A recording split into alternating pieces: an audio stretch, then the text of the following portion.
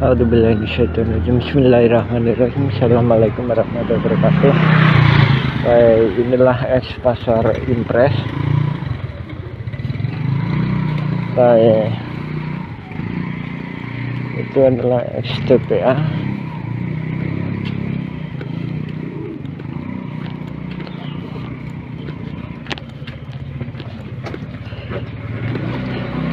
Sekitar tahun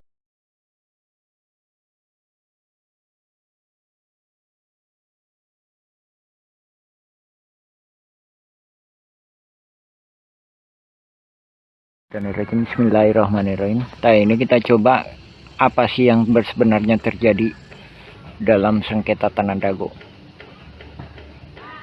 Nah, yang digugat 6,9 3 buah gendom. Mulai dari sini ya. Ini di selatan, tengah, ini utara.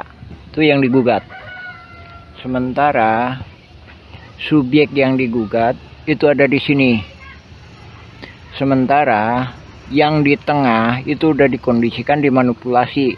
Jadi kampung Cirapuan dirubah jadi Dago Los. Ya lebih kurang sekitar 2 hektar. Nah, sedangkan di sini itu subjeknya nggak digugat, namun objeknya digugat. Nah, manipulasi ini dengan tujuan kamuflase, biar nggak tampak ini kolusi saling gugat. Yang tampak adalah gugatan murni.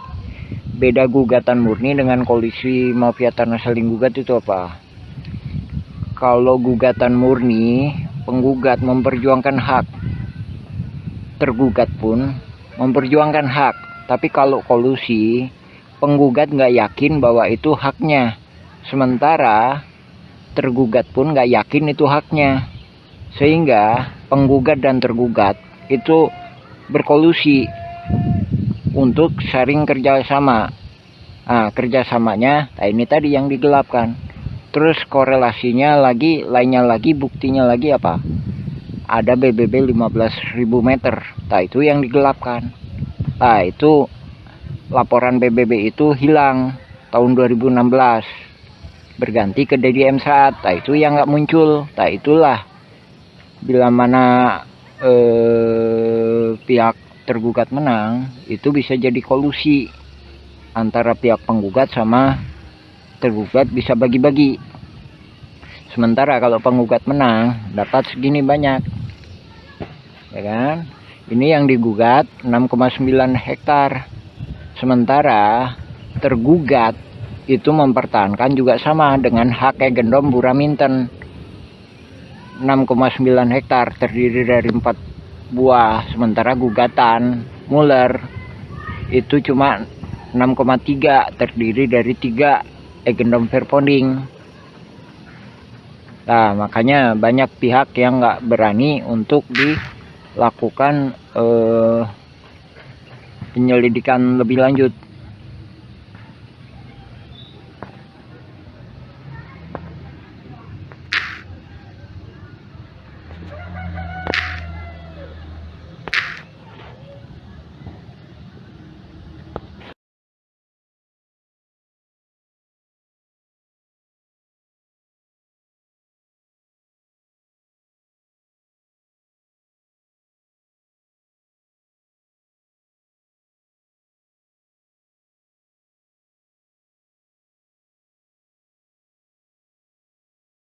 Assalamualaikum warahmatullahi wabarakatuh. Bismillahirrahmanirrahim.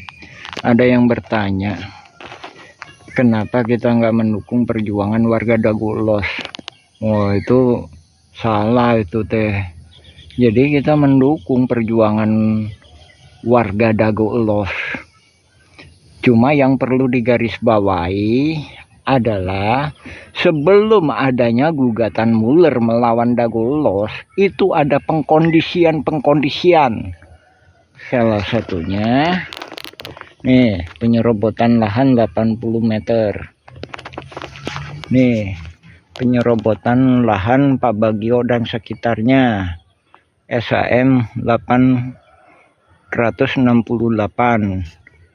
dan 270 dan wakaf masjid. Ini berkorelasi dengan intimidasi dan penghalang-halangan hak. Berkorelasi juga dengan kerusakan lingkungan, lapangan bola.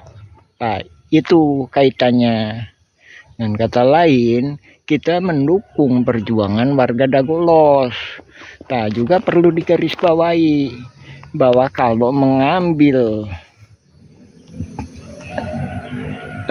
azas-azas di sidang, ya, pembelaan di sidang, itu hak warisnya itu lemah. Dengan kata lain, kalau di sidang itu kan Didi Koswara sebagai tokoh masyarakat adat, ya kan, itu lemah, bukan, dia pendatang. Lain daripada itu, hak kesepakatan dengan Yayasan EMA itu bertolak belakang dengan laporan Pemkot tahun 1973. Baik tahunnya maupun isinya bertolak belakang. Lain daripada itu, adanya Buraminten. Sedangkan ini berkorelasi dengan komisaris PT Batu Nunggal. Itu sangat jauh lebih gede. Jadi ada kalanya kita mendukung perjuangan warga Dagolos. Kita mendukung, bukan ada kalanya kita mendukung perjuangan warga Dagolos. Cumanya dikotori, ditunggangi dengan jaringan mafia tanah yang lebih gede. Dari situ ada kalanya preman-preman, anarkis-anarkis juga dimasukkan. Itu yang mengacaukan lapangan bola, kerusakan lingkungan, melakukan intimidasi. Ini banyak surat-surat yang nggak bisa diproses karena diintimidasi dan dihalang-halangi haknya. Itu ya.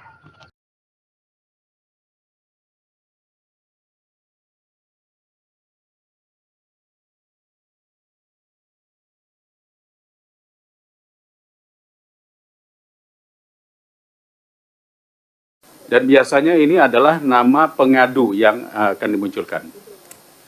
Ini kawan-kawan juga mungkin baru lihat kali ya.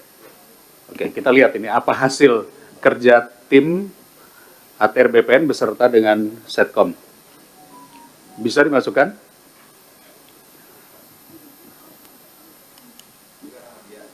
Ya, pakai nama siapa saja dulu, yang penting masuk. Ini nama pengadunya, Pak. Nama pengadunya. Oke. Ini satu contoh ya, Muhammad Basuki Yaman, pengaduan warga kampung Cirapuan, telah menempati wilayah tersebut selama hampir 200 tahun. Bener nih. Pada masa kolonial, nama kampung Cirapuhan diubah menjadi Dago Elos. Di Bandung nih, Dago Elos. Untuk mengubah riwayat sejarah tanah. Sejak 40 tahun terakhir, mafia tanah dengan intimidasi dan manipulasi dokumen mulai mengklaim warga. 3 oknum atas nama masyarakat adat setempat menguatkan klaim palsu atas tanah tersebut. 4 hak warga atas tanah dipersulit, termasuk pemeriksaan ulang terhadap sertifikat resmi yang dimiliki warga. Beberapa pihak telah menerima rekomendasi hak atas tanah yang tidak sesuai dengan bukti kepemilikan yang sah. Status proses. Oke, tindak lanjutnya apa? Proses kasasi di Mahkamah Agung dengan menunggu putusan pengadilan yang berkekuatan hukum tetap.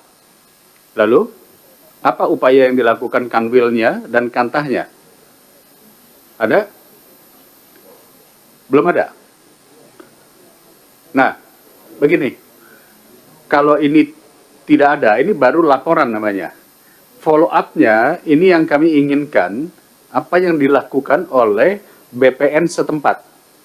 Apakah kanwil? Kalau ini kan saya tahu kanwil Jawa Barat. Kantahnya berarti kantor tanah Kota Bandung. Itu mesti ada tulisannya itu, harus ada pelaporannya.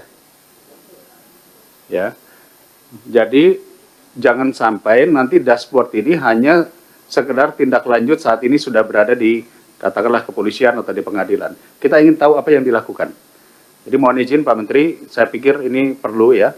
Proses kasasi di Mahkamah Agung menunggu keputusan hukum yang tetap, misalnya Kanwil sudah melakukan ini, Kantas sudah melakukan ini, peraturan menteri sudah keluar ini, PP sudah seperti ini, gitu. Itu hampir sama seperti kasus pagar laut, seperti apa.